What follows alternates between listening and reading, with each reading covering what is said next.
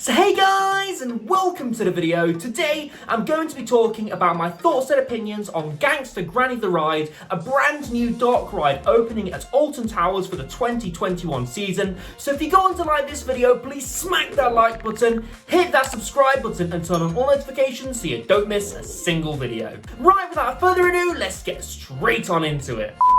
So guys, Ryan in post just forgot to add a huge spoiler warning for this video. Obviously, I'm talking in depth about Gangster Granny Ride, and that will include some story elements. So if you don't want to know anything about the story, I won't be going into too much depth in regards to that, but there will be quite a few spoilers. So if you've not watched my vlog, I gave my initial thoughts and opinions on the ride right here.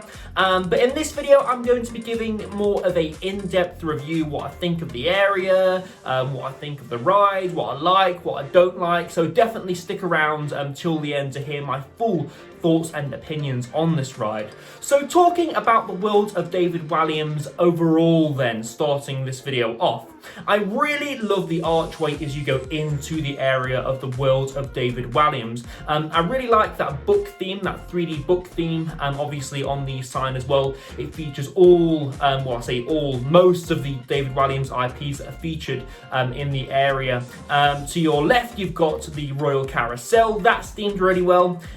In the back left, you've got Fandango thing. I have not fully learned how to say that yet, but that is a twister ride that again sits in the top left. That's themed really well. Then to your right, you've got Raj's Bottom Burp and the Gangster Granny Ride itself. So talking about the theming in the area, then you've got a little bit of theming on the front of the old theatre building. You've got some 2D caricatures on the building. What I don't like about that theatre building actually, and this grinded on me quite a lot when I saw that building, is they painted over the 3D windows. They painted it all blue, so it makes these 3D windows that were on the front of that building look really cheap. But apart from that, the rest of the area is really colourful, and it's more of a repaint than a re-theme in all honesty. So moving on then to Gangster Granny Ride itself, I love the queue line to this ride. I think the queue line is absolutely fantastic, I really do. There's a lot of references to Alton Towers history. You've actually got the Alton Towers ruins featured in one of the illustrations on the walls. You've got little Easter eggs in the queue as well. There's even a Charles Talbot illustration on the wall as well, which I really appreciated. You know, a good bit of Alton Towers history. You also got some good jokes in the queue line, some things to keep you entertained. I imagine if you was with kids, your kids would be really entertained by this queue line. It's definitely one of the better queue lines at Alton Towers in my opinion. Then you step up to the air gate to board the ride. The Gangster Granny Ride vehicles themselves can take up to 8 riders in 4 rows.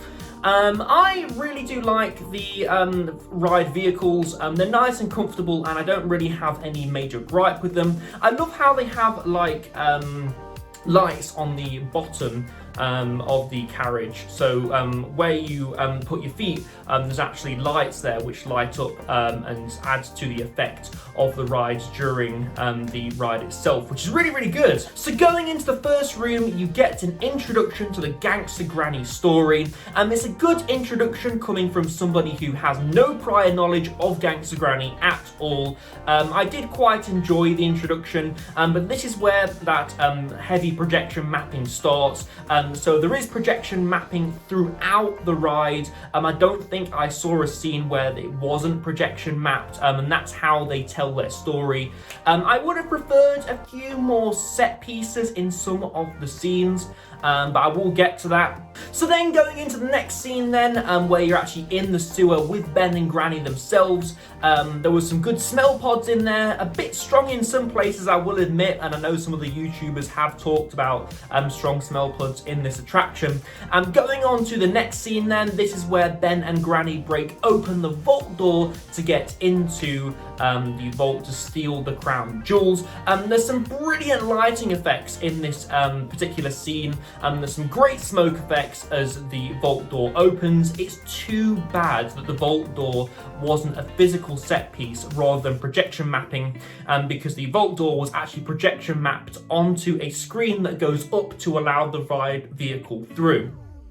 Then going further on then, you get further on into the story. There's nothing really noteworthy, and that's why I'm not going into too much detail in regards to the rest of the ride. There was one scene that I found quite disappointing, and that was the scene where the Gangster Granny and Ben actually went off on a moped. That was a huge missed opportunity because there was a 3D set piece in there, but the actual 3D set piece sort of came up and just stayed in a static place while the projection mapping played a video behind it, and then it sort of ruined the effect when the 3D set piece actually went back into its original position because the car didn't turn around in time, so we actually saw that go back in. So that was quite disappointing. So in the last scene then, you actually get to see the Queen. She is a 3D model with a 3D mapped face. There's two effects that actually stand out to me in this scene. One was the crown that actually goes missing after the lights turn off, and another one was this massive cannon that comes out of a screen that sort of parts in the middle, and there's a lot of smoke effects and a lot of light effects to simulate a cannonball going off over your head. I really like that, and I wasn't expecting that. Then you actually exit the ride itself and you get off the ride. You go down this corridor to Raj's shop. I really do like the corridor at the end of the ride because you've got the illustrations that you saw in the queue reacting to the situation which you're in. So you're running away, you know, you are now an international jewel thief because you've stolen the crown jewels. Yeah, I really do like that at the end of the ride, to be honest with you. It really did end the ride nicely, and I really do like the way that Raj's shop is themed. So I know I've said this a lot in my review, but it is very projection mapping heavy, and I don't want to see Alton Towers go down this route of cheaping out on their dark rides and going down this projection mapping route, because I know they did it with the Smiler in the optical illusion unit. They also did it with the pre-show of the Wicker Man. Although the Wicker Man was done very well, I feel like using projectors to tell a story is a little bit cheap.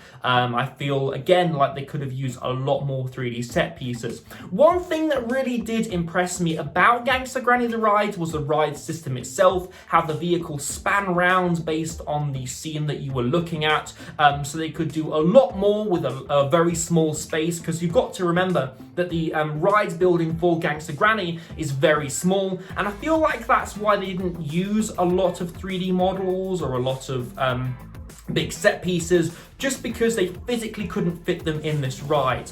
But yeah, I do think this is a great ride for kids, but I can't help but feel there are better themed areas and better themed rides out there that have opened this year. One of them being Tornado Springs at Paulton's Park. You know, you've got to remember that this Merlin attraction is competing with a small independent park that's done a much better job in the theming department. But then again, I don't feel like the theme requires that much work in regards to adding a lot of intricate theming, but I do feel like they could have done a bit more in regards to adding some 2D characters around the area of the World of David Walliams and around the ride itself. So overall then, fantastic ride. I do like it, but I probably wouldn't go on it every time I went to Alton Towers. In fact, I probably would only go on it once a season, just to say that I've done it. I do feel like it's a great addition for kids. I feel like if you had kids, they would really enjoy Gangster Granny Ride, and there's also some good things in there for adults to get as well. But yeah, good ride, but again, I feel like Alton Towers could have done more with this year's edition. So guys, that's been my review on the Gangster Granny Ride at Alton Towers Resort. If you have liked this video, please smack that like button, hit that subscribe button and turn on all notifications so you don't miss a single video. If you've not already, go follow me on Instagram. The link is down in the description. I post on my Instagram story whenever I'm at a theme park and I'm recording a vlog, so you guys can keep up with my day and see what I'm going on. So guys, I've been Ryan from iCoaster, and I shall see you in the next video. Goodbye.